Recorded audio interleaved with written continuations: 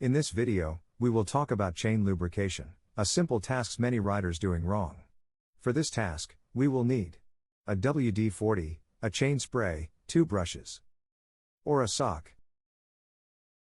and a tape. Now, the lubrication point is important, because we want the oil to cover both chain sides, and all the cracks between the chain links. This is the preferred point. Better than this. Or this. Now, I will show the 2 brushes technique. This technique is good for off-road bikes, as it cleans and lubricate the chain in a more thorough way, but for road bikes it will be more easy to use a sock. Simply spray the chain oil on the sock, and rub it against the chain.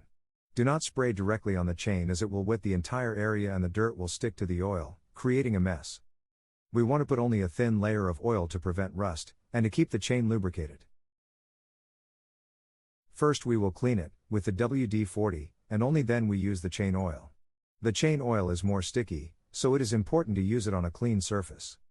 The oil will protect the chain against rust and get into the chain links while riding when the chain is moving and warm.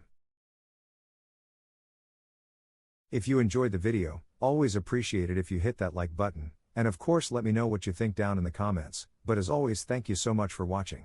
And make sure you're subscribed to my channel.